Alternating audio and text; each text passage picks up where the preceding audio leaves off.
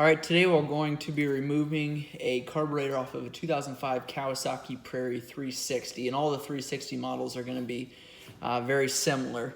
So the first thing we're going to do is remove the choke cable here. We've got the choke coming in on this side, and that is a plastic fitting. Now, sometimes you're able to get in there with a wrench. There's not very much room there, and it's a plastic fitting, so you want to make sure that you don't round it off. What I did here is a little bit challenging to get a wrench in there, so I just grabbed some angled needle nose pliers and was able to loosen it up. Once you loosen it up, a lot of times you can by hand spin it on there. A lot of times, because it's plastic, it doesn't have to be real tight.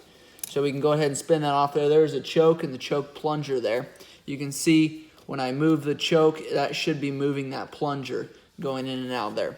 The next thing we're going to do is loosen the clamps, and there's a clamp on either side of the carburetor. And we go in here, there are Phillips clamp, and we can go ahead and spin those, and you don't have to take those all the way off, but you want to make sure they're loose. Now we're going to roll this carburetor sideways, and obviously we've already removed fuel tank and fuel tank cover and pulled the fuel tank hose. Now that fuel tank hose goes in down here. If you can see the bottom there, that's where that one goes in. This is just a vent line. So we're just going to pull that vent line off there, and we're going to spin this so you can see this a little bit better. We've removed this Phillips screw here off this throttle cable housing, and we've actually pulled the cable already just to speed things up. But the way that I do this, with one hand I'll turn this butterfly, and this other hand I'll get my finger in behind it and remove that cable that way. You've got to line that cable up with the slot in that mount there. We've got a 10mm nut here that you just loosen up slightly, and you're able to pull it off like that. We've got two electrical wires down on the bottom. One's going to be a flat sensor there connector, and one's going to be a round one. So those will be pretty hard to screw up. So now we're going to take it over to the bench now and go ahead and go through it and clean it really good.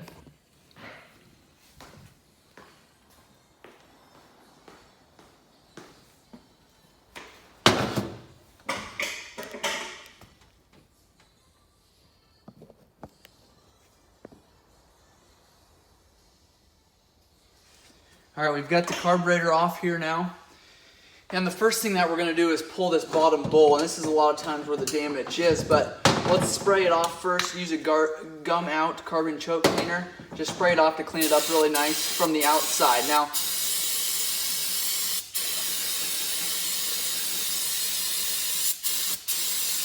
a lot of people think a carb clean's done after that. That's definitely not the case. Carb is nowhere clean after that.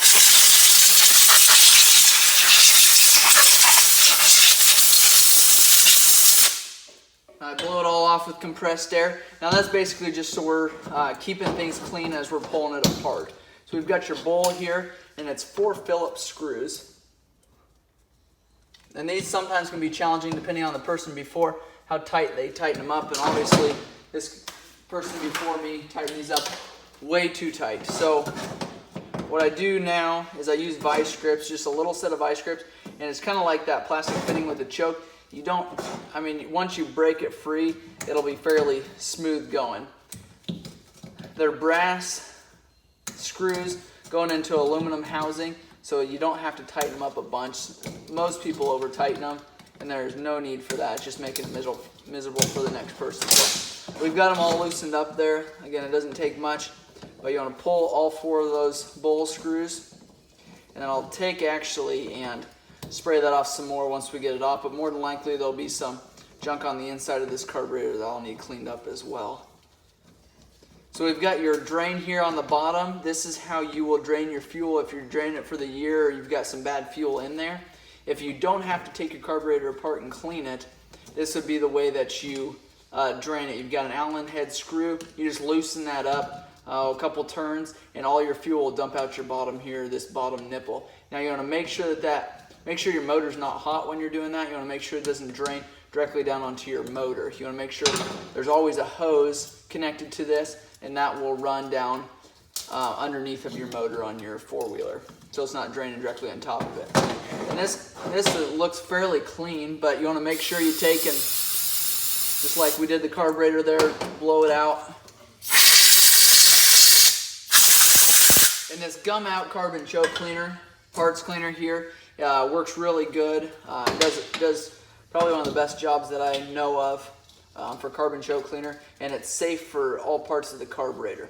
Now the next thing we're going to do is pull this, the float here, and just a pin. A lot of times you can push through it with your finger. That'll push it out enough to where you can grab a hold of it with your finger. Set it aside there. We've got your needle and seat here. This is your seat down here. This is what they call the needle. Here you want to make sure that it's not grooved or cut. Make sure there's no debris down in there. What happens is your fuel will come in this here, and it'll come out your needle and seat area here. Now a lot of times if there's debris down in there, that'll hold that needle open, and it'll just allow fuel to dump and dump and dump in there, and that's not good. And so if that happens, this should be your overflow here, and then it'll come out the bottom of your carburetor. So that's why when your four-wheeler's bouncing around on the trailer, bouncing around the back of pickup, you'll have fuel dumping out the bottom of your carburetor on occasion. That's why it's a good idea to shut it off. So we've got your pilot jet now, and it's going to be clear down in your the bottom of this area here. You want to make sure when you go to clean this carburetor, or this pull this pilot jet, that you are on that jet firmly before you start turning your screwdriver. That way it does not strip off that jet. Now we've got your pilot jet here. You know, blow through it, make sure it's clean. You know, hold it up to light and make sure that you can see through it. And once you're able to see through it, you know it's completely clean and it's all set to go back together.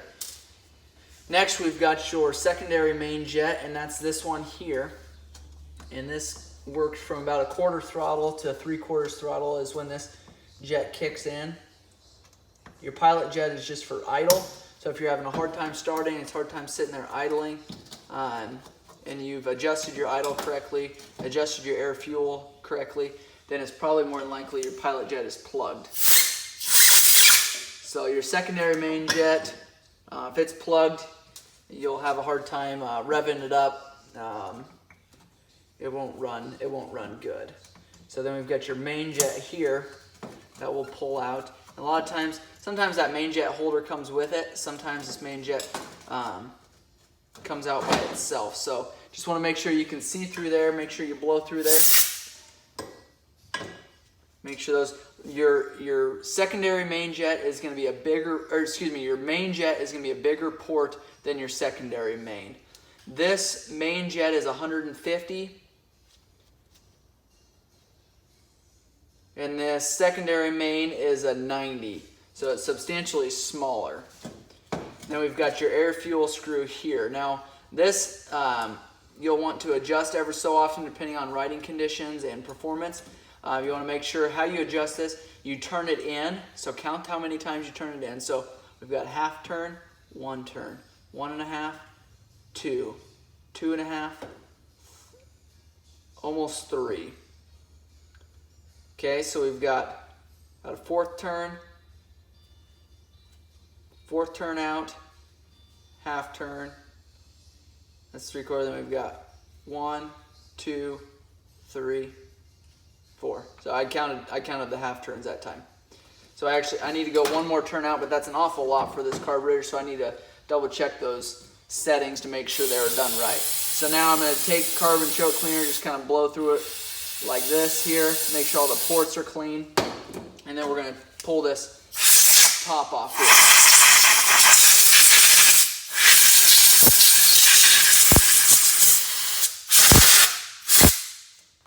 So next what we're going to do is pull this top cap, and that is again 4 Phillips screws.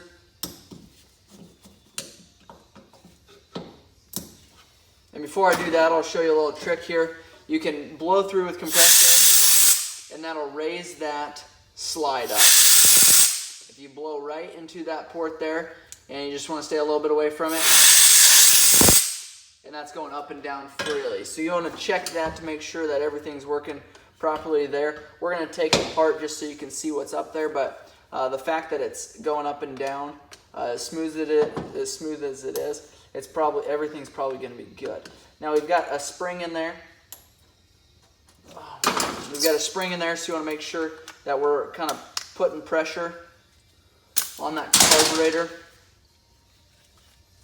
this top carburetor cap here, as we pull it apart, so we don't have that spring go flying.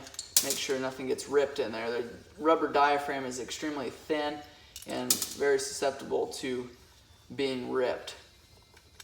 A lot of times when people put them back together, they'll get pinched, and you may as well throw it away at that point. So there's your 4 Phillips screws that we pulled there.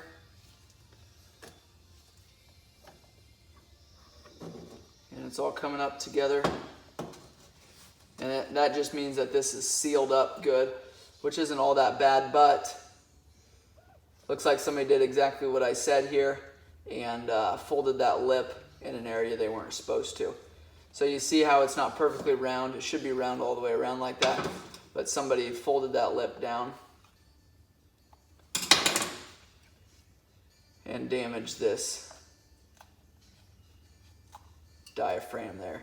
We might try to work that out because it doesn't look ripped. It just doesn't look like it was properly seated in the right spot.